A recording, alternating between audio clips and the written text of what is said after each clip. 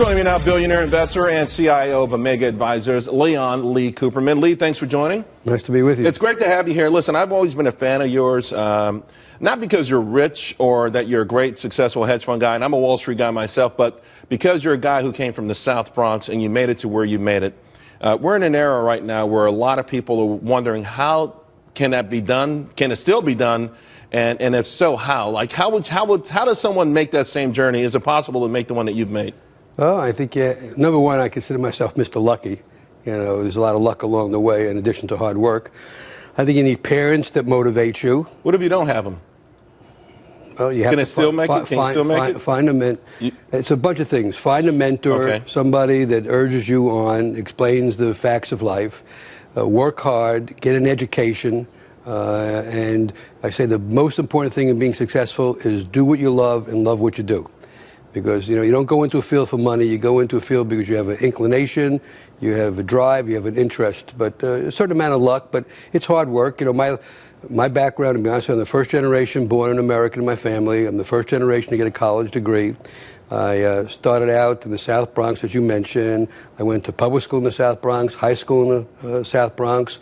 I followed Horace Greeley's advice. I went west, and I went west in the Bronx. I went to Hunter College in the West Bronx, and worked for a while, and then went back to school and got an MBA from Columbia. And that's frankly what changed the world for me.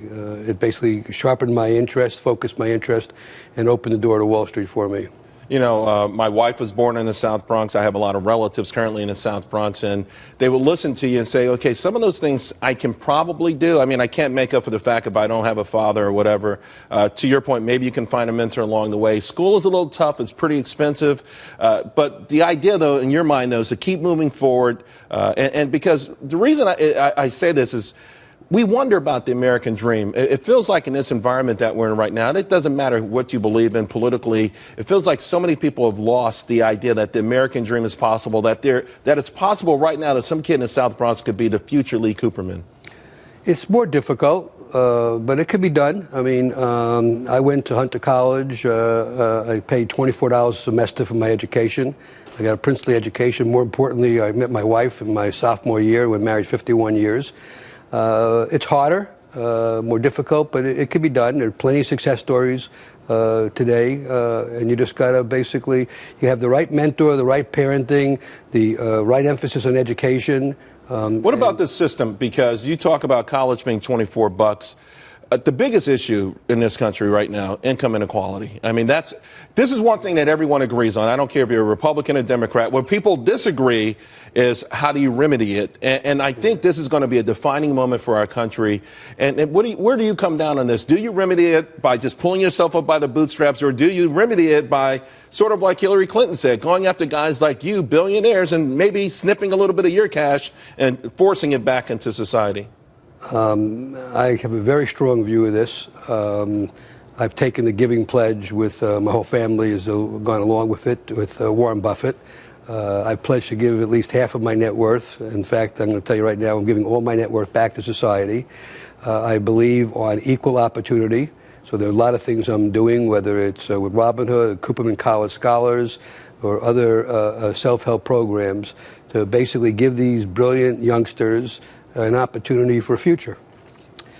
And so it's about equal opportunity, not equal outcomes. Right. We can't dictate outcomes, but you know, to that point, everyone applauds what you're doing. I mean, listen, it's a beautiful thing that you're going to do this, but should it be mandated? What if someone was a billionaire? What if there was someone right underneath you on the Forbes 400 list who says, I don't want to give my money back? Should they somehow be forced to give it back, or should it be taken from them? Without getting in a soapbox, the way I see it is the vast majority of taxes collected by government are collected from wealthy people.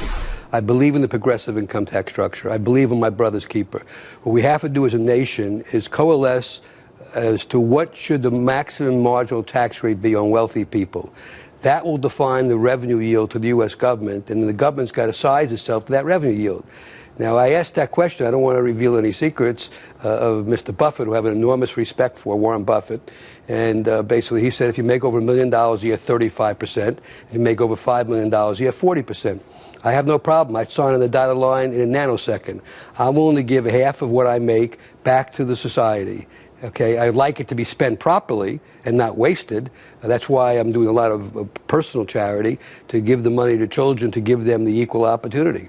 But it's not through the tax structure, because most states and federal government are already probably at 50%.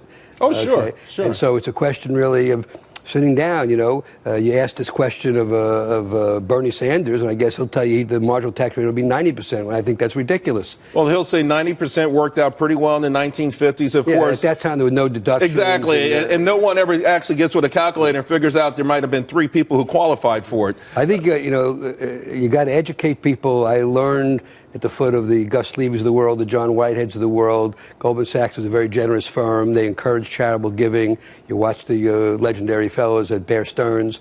So, giving back. I think that, I buy in. This is a personal belief. It doesn't necessarily ask you a question, but in 1900, Andrew Carnegie said, "He who dies rich dies disgraced." In 1930, Winston Churchill said, "You make a living by what you get, you make a life by what you give." When President Kennedy was inaugurated president of the country in 1961, he said, "Ask not what your country could do for you, ask what you could do for your country." I'm Jewish, and they say in the Talmud, you measure a man not by what he has, but what he gives. So I'm fully buy in to giving back, and I want to give these youngsters an equal opportunity.